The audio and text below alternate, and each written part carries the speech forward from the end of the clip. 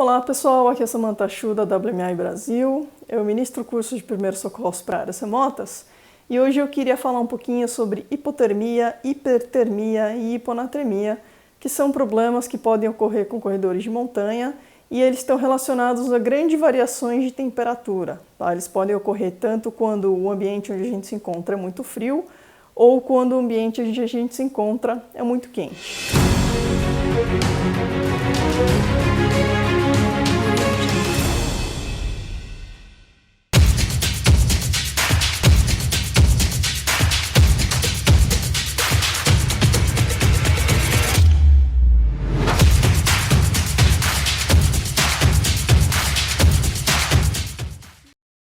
Então, basicamente, o que acontece?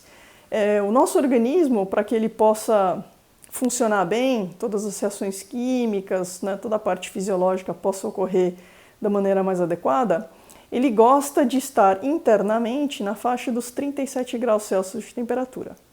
Quando a gente se encontra num ambiente mais frio do que a tendência é que o nosso organismo perca calor para o ambiente, tá? Porque a mamãe natureza gosta de equalizar as coisas. Então, se existem dois corpos com temperatura diferente, né, se você lembrar as aulas de física lá, né, no colégio, vai lembrar que a mãe natureza ela quer que esses dois corpos tenham uma temperatura muito próxima. Então, um dos corpos vai ganhar ou perder calor até que eles se tornem equivalentes. Então, se a gente se encontra a 37 graus e o ambiente ele está a 20 graus, a tendência é que a gente perca a temperatura até chegar nos mesmos 20 graus. Mas o meu organismo ele quer estar a 37 graus. Então o que a gente vai fazer?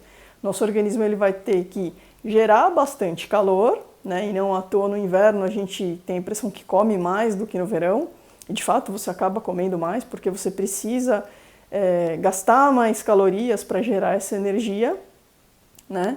Então o nosso organismo vai constantemente gerar calor para ficar sempre a 37 graus. E inversamente, quando eu estou num ambiente muito mais quente do que a tendência é que o nosso organismo ganhe calor. Então, novamente, eu não quero estar a mais do que 37 graus. O meu organismo quer continuar a 37 graus, então a gente faz um esforço constante de perder calor para poder manter a temperatura interna a 37 graus. Então, se você está numa corrida, se você está num treino na montanha e você não está preparado adequadamente para lidar com essas oscilações de temperatura, seja com a quantidade de alimentos necessária, a quantidade de líquido necessária, equipamentos adequados para me proteger do ambiente, né? Se eu não souber escolher bem a hora em que eu vou me expor ao ambiente, né? Então eu não vou correr numa prova, numa área desértica ou no meio do verão, do meio-dia às 2 da tarde.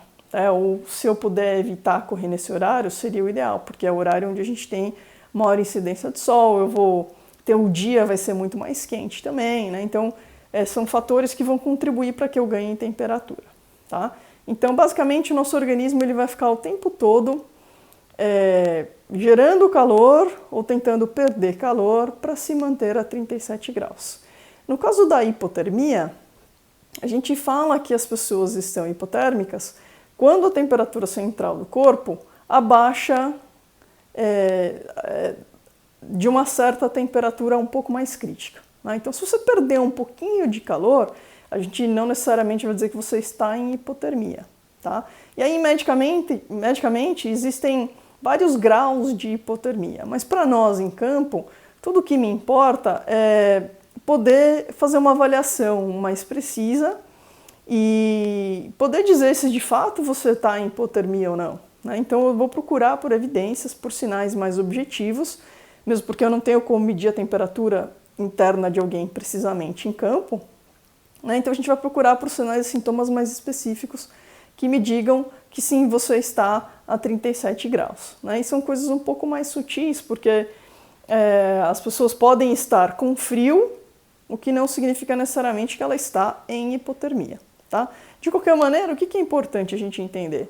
Que para estar em hipotermia, eu preciso primeiro estar num ambiente mais frio do que eu, tá? E sim, significantemente mais frio. Então a gente está falando de 15 graus, 10 graus, 5 graus, tá? E entenda que a hipotermia ela não acontece somente quando eu tenho neve, tá? E essa é uma imagem que acho que talvez no Brasil muitas pessoas tenham na cabeça, que a hipotermia só acontece quando é muito, muito, muito frio. Na verdade, quando é muito, muito, muito frio, abaixo de zero, a hipotermia vai acontecer mais rapidamente, né? Porque se o ambiente é menos 10 e eu estou a 37, a diferença de temperatura é muito grande, consequentemente eu vou perder calor muito mais rápido, tá?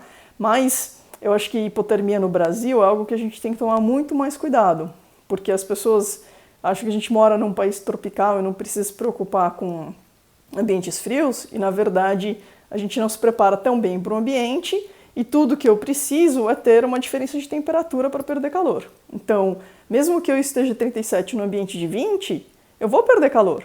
Só que eu vou levar muito, muito mais tempo para chegar num estágio sério de hipotermia do que se eu tivesse no ambiente a 5 graus, certo? Então, tudo que eu preciso é ter uma diferença de temperatura e quanto maior essa diferença, mais rápido eu vou perder calor, tá? Então, quais são as formas que a gente perde calor e que você, como corredor, tem que se preocupar? Bom, a gente perde calor, primeiro, por estar presente no ambiente mais frio do que você, né? A gente perde calor por radiação. Então, se eu simplesmente ficar sentada no ambiente mais frio, eu vou perder calor. Se eu estiver sentada no ambiente mais frio e tiver vento, esse vento vai roubar esse calor de mim um pouco mais rápido do que eu simplesmente estivesse sentada no ambiente sem vento. Então, ter um corta-vento para o corredor de montanha é super, super importante. Não precisa ser um equipamento, um casaco pesado, mas ele precisa ser uma barreira de vento, justamente porque se você está correndo na montanha, quando você chega em áreas mais expostas, né, nas faces que estão expostas ao vento, nas arestas, nas cristas de montanha, você vai ter uma maior exposição a vento, e vento com corpo molhado vai roubar calor mais rápido ainda. Então, quando você estiver correndo num ambiente de temperatura mais fria que você, fazendo provas no inverno, é muito importante você ter um corta-vento consigo. Claro que talvez não para usar quando você está correndo no vale, mas assim que você for se expor à crista da montanha, né, as arestas, lugares que tenha muito vento, vale a pena você se proteger sim, porque isso vai contribuir para que você minimize a sua perda de calor e evitar que você entre em hipotermia. Outra coisa, se você tiver que parar para descansar em algum lugar, é muito importante pensar em escolher o lugar onde você vai parar para descansar, né? Muitas vezes as pessoas têm uma tendência de dizer, não, eu vou subir aquele morro e no fim do morro, ou quando eu chegar no topo da montanha é que eu vou parar para descansar. E aí justamente esse lugar que você escolheu é o lugar que está mais exposto ao vento, tá? E aí você acaba sentando para descansar no lugar que tem uma maior exposição ao vento e acaba perdendo muito mais calor. Tá? E a tendência é que você está cansado, está suando, e você fala, não, estou com calor, não vou me proteger, e todas essas coisas contribuem para que você perca mais calor ainda. Tá? Então, escolher o lugar onde você vai sentar para descansar numa prova ou num treino é bastante importante. Tá? Então, sempre procure lugares abrigados, né? Embora seja mais bonito no topo da montanha, talvez você possa ficar no topo ainda, ou próximo do topo, mas num lugar abrigado do vento, né? Que você coloque o seu corta-vento nessas horas para minimizar essa perda de calor. Então a gente perde calor pela irradiação, né? Pela convecção, que é o vento. A gente perde calor também por sentar numa superfície que é fria, né? Na verdade, mais fria que você, né? Seria o termo mais adequado. Então, se você senta, especialmente numa pedra gelada, você vai perder mais calor para essa pedra gelada. Se eu sentar numa pedra molhada e gelada, eu vou perder calor mais rapidamente também. Então, de repente, você considerar ter um pequeno isolante, né, uma pequena espuminha, um isolante compacto, que seja um pedaço de um isolante térmico, que você possa colocar no seu colete, e na hora que você for sentar e colocar embaixo da bunda, isso também vai evitar, vai contribuir para que você não perca tanto calor, especialmente nas provas que você corre no inverno, em lugares muito frios, na Patagônia e por aí vai. Tá? E a gente pede por irradiação, convecção, condução, que é sentar, né, encostar num objeto diretamente. Irradiação, convecção, condução e evaporação, então pelo suor. Então, de novo, aquela mesma história que eu falei de você tá transpirando, e você naturalmente vai transpirar porque está fazendo um exercício físico intenso, mas aí você chega no topo da montanha e fica sem casaco, né? Então, corpo molhado associado com vento vai roubar calor, porque o vento vai fazer com que esse suor que está na superfície da sua pele evapore, e esse processo de evaporação ele rouba muita energia também, tá? Então, no inverno, para evitar hipotermia, é importante você pensar muito nesses métodos de transferência de calor e tentar evitar que você tenha perda de calor o máximo possível, né? Claro que você não vai conseguir eliminar perda de calor, mas se eu puder pensar no lugar onde eu vou descansar, pensar em me proteger antes de sentar no chão e coisas do gênero, parece uma coisa boba, mas são pequenos elementos que vão contribuindo para você perder calor, e aí ao longo de várias e várias horas, associado com não ter comido muito bem, associado por ter ficado tomando muito vento, associado por ter tomado chuva, associado por não ter uma capa, um anorak, um protetor de vento, né? São coisas que ao longo de períodos mais prolongados, uma corrida de vários dias, com certeza vão todos contribuir para que você entre em hipotermia, né? Lembrando que corredores de montanha, muitas vezes, especialmente os corredores de ultramaratonas, né, corredores de alta performance, já não possuem tanta gordura corporal, né? Então são pessoas que tendem a perder calor com muito mais facilidade, tá? Como que eu sei que alguém está em hipotermia? É muito difícil você fazer uma autoavaliação, tá? Mesmo porque nos primeiros estágios de hipotermia, essa temperatura que agora já não é mais 37 graus, e eu também não vou focar aqui em falar qual é o número, porque a gente, de novo, não tem como medir, então o número ele não é tão relevante, tá? Mas ele certamente abaixo de 37 graus. Mas uma vez que eu esteja abaixo de 37 graus, o seu cérebro ele começa a ser afetado. Então é uma pessoa que não vai conseguir fazer uma autoavaliação, vai ser muito difícil fazer uma autoavaliação, né? Eu sou totalmente capaz de fazer as minhas boas escolhas e prevenir a hipotermia, mas uma vez que eu esteja em hipotermia, como a temperatura mais baixa do meu organismo vai afetar o meu cérebro, eu não consigo dizer, o meu temperatura central não é mais 37 graus, portanto eu preciso tomar uma atitude a respeito, tá? Não é bem assim que funciona. E essa alteração no cérebro pode fazer com que a pessoa tenha um comportamento que pareça menos racional. Então pode ser uma pessoa que não fala nada com nada, uma pessoa que não consegue fechar o zíper do casaco, uma pessoa que você fala para ela colocar o casaco e ela não quer colocar, tá? Então, se você conhece um corredor e encontra, ou mesmo que não conheça, né, mas encontra alguém e essa pessoa tá gelada ao toque, né, você tá num ambiente muito frio, com chuva, com bastante vento, exposição, e essa pessoa tem um comportamento que não parece fazer muito sentido, eu suspeitaria que essa pessoa está com hipotermia. Claro que pode ser outros problemas também, mas dadas as circunstâncias, essa seria uma das minhas suspeitas, sem dúvida nenhuma. Tá? Então, esse comportamento um pouco fora do padrão, tá? É um dos sintomas. Claro que essa pessoa vai estar mais fria do que você, então mesmo de você encostar nela com a mão, você conseguiria perceber essa diferença de temperatura. E outra coisa é que ela pode estar tremendo vigorosamente, tá? Isso porque o organismo dela está desesperadamente tentando gerar calor. Como é que eu trato essa pessoa? Bom, eu preciso tirá-la daquele ambiente, conseguir protegê-la e evitar todos aqueles métodos de perda de calor, tá? Mas se ela já está a menos do que 37 graus, a não ser que eu consiga trazer calor para essa pessoa, eu não consigo tratá-la agora em campo, tá? Então eu preciso protegê-la de evitar maiores perdas, porque com certeza isso vai se agravar, mas dificilmente eu consigo tratar alguém sem conseguir protegê-la e ter condições de oferecer calor. A maneira mais simples que a gente tem de poder dar calor, contribuir para que essa pessoa gere calor, é com açúcar, com açúcares simples, melhor dizendo. Tá? Então pode ser um carbogel que você tem com você, ou qualquer alimento que você provavelmente tenha com você na corrida, mas açúcares simples de rápida absorção vão ser melhores do que outras coisas. Então, por exemplo, se eu tiver um gel, é melhor do que uma barrinha, tá? E uma barrinha de proteína nessa hora não vai ajudar muito, tá? O que essa pessoa precisa agora, sem dúvida nenhuma, é de calorias, né? E você correndo dificilmente vai ter um grande suprimento de calorias para ser dispendido para uma outra pessoa, tá? Então a minha sugestão é que se você vai correr corridas longas especialmente ou no inverno, você pense em adicionar um pouco mais de calorias a essa sua dieta ou seu planejamento normal, porque você vai precisar, além das calorias que você já consome para fazer a atividade e a sua corrida, você vai precisar de uma quantidade adicional por conta do seu organismo também estar lidando com a questão do frio. Tá?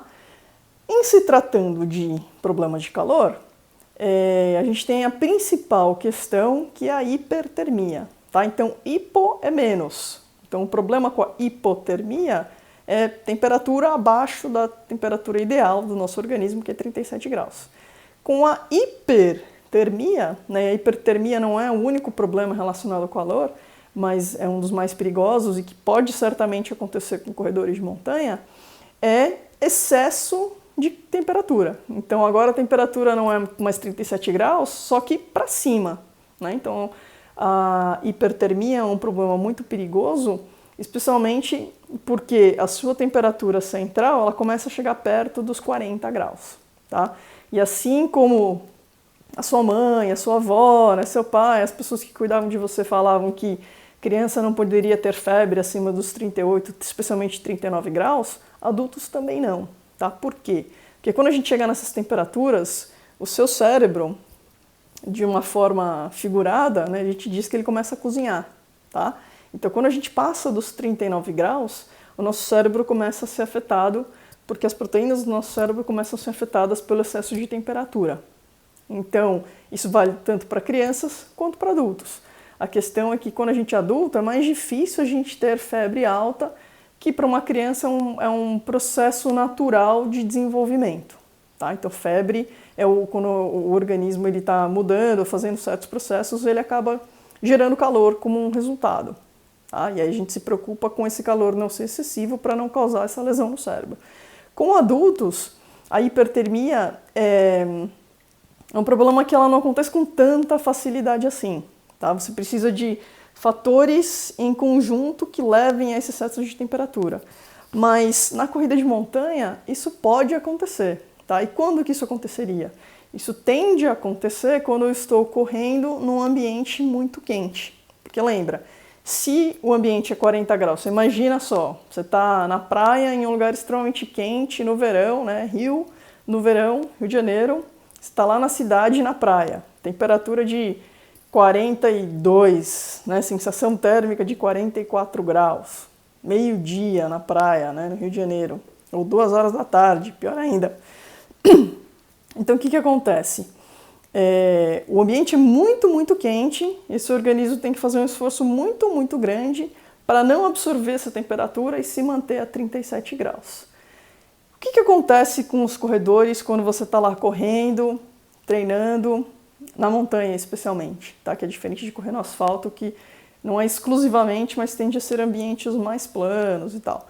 Na corrida de montanha você tem, eu diria que variações de gradiente, né, de ângulo, de altitude mais intensos. Né? E você pode ter ambientes que são extremamente quentes também. Então, se você está fazendo uma corrida no verão, por exemplo, no litoral,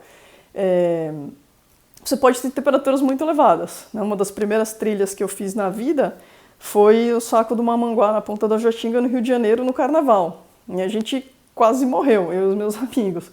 Porque a gente já tinha feito algumas trilhas, mas a gente foi numa época do ano que era muito quente, no litoral, que tende a ser bastante úmido, né, bastante abafado, e fazendo uma trilha carregando mochila. Né, e com pouca experiência, a gente não sabia que essa combinação de fatores não era muito ideal. Então a gente acabou nem conseguindo terminar a trilha nessa ocasião. Tá?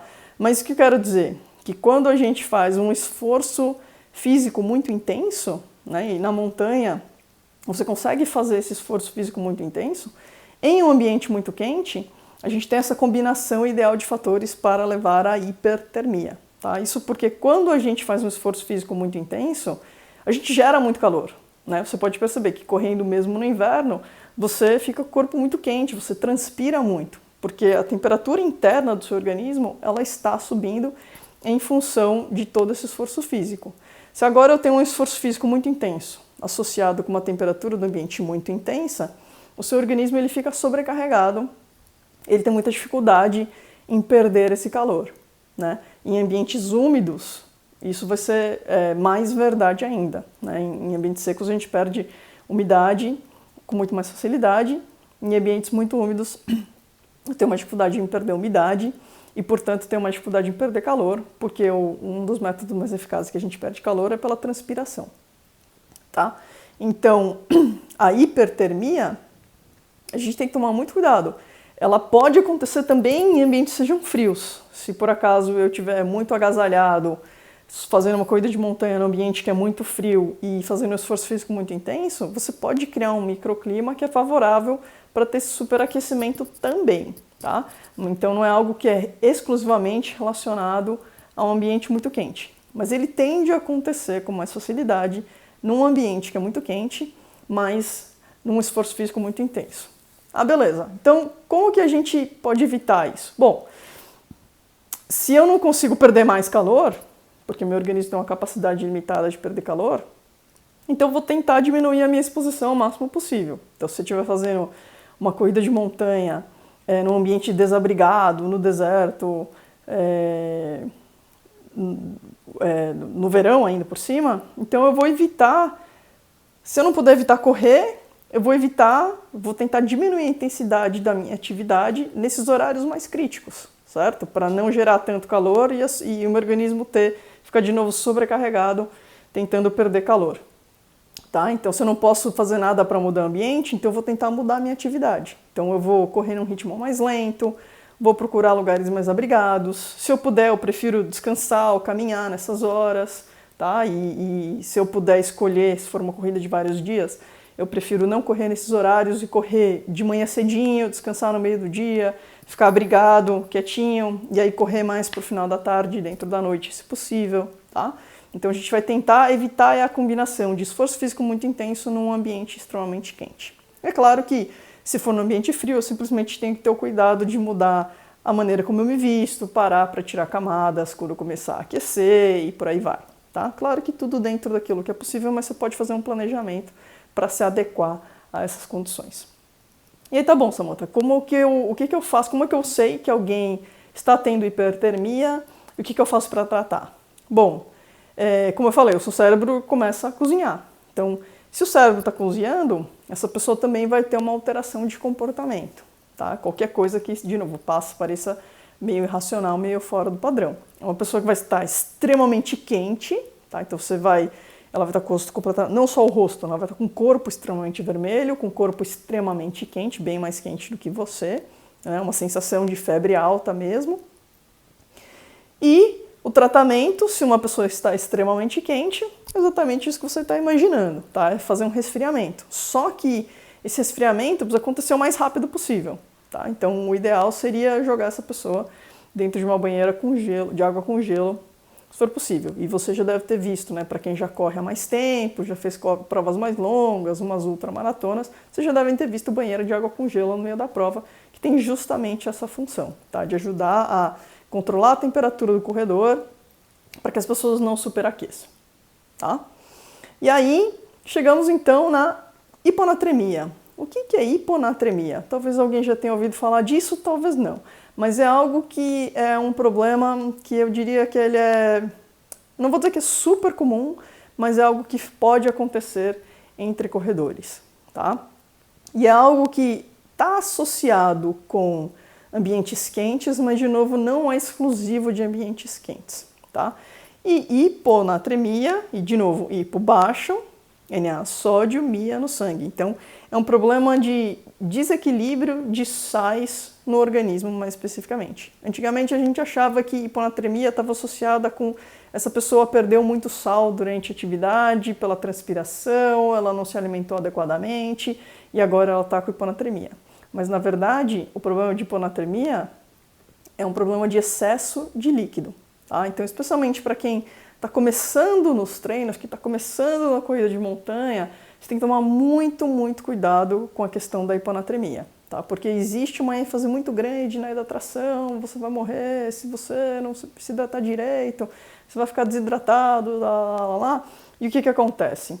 Você acaba tendo uma preocupação excessiva com esse problema, acaba ingerindo líquido demais, né? Ingere muito líquido antes da corrida, antes do treino, durante o treino, leva o camelback de 5 litros, enche no caminho, consome o camelback inteiro, chega em casa e bebe mais, tá? E aí você bebeu uma quantidade assim de 8, 10 ou mais litros de água durante o dia. E é isso que leva à hiponatremia, tá? Então, o nome hoje, né, apesar de significar um baixo nível de sódio, ele não necessariamente significa que a pessoa tem um problema de não ter sódio suficiente, mas o problema é que a pessoa tem líquido em excesso dentro do organismo, tá? E aí, bom, qual que é o tratamento para hiponatremia? É simplesmente não dar mais líquidos para essa pessoa, tá? A hiponatremia é um problema que era muito mal compreendido até não muito tempo atrás.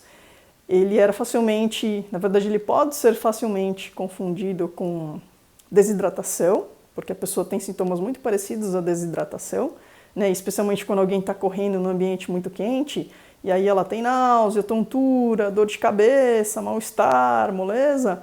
As pessoas vão dizer, isso é desidratação, você precisa beber mais água. E aí isso só contribui para que ela tenha mais líquido ainda no organismo, tá? Então qual que é a mensagem aqui? Hoje a nossa visão é que você não deve se hidratar em excesso, tá? E a melhor medida para isso é beber água para saciar a sua sede, tá bom? Então, se hoje você bebe numa quantidade adequada, não sente necessidade de beber mais líquidos, beleza, você está fazendo a coisa certa. É claro que se você estiver correndo numa prova um pouco mais longa, num ambiente mais árido, num dia mais quente, você vai precisar de mais líquido daquilo que você está acostumado, tá? E lembrando que tudo isso é relativo, porque você pode estar assistindo essa palestra tanto no Rio de Janeiro, como no Rio Grande do Sul, como na Bahia, né? Então, assim, a temperatura que você está acostumada, o ambiente que você está acostumado, a umidade do ambiente que você está acostumada, é diferente de pessoa para pessoa ou do tipo de lugar que você costuma treinar, tá? Então, se você vai correr num ambiente mais seco daquilo que você está habituado, você precisa ingerir um pouco mais de líquido, porque você vai perder mais líquidos por um ambiente pela transpiração, às vezes até sem perceber. Se você vai correr num ambiente mais quente do que você está acostumado, você precisa beber um pouco mais de líquido do que você está acostumado, porque você vai perder mais líquidos pela transpiração para tentar perder calor e regular a temperatura, tá?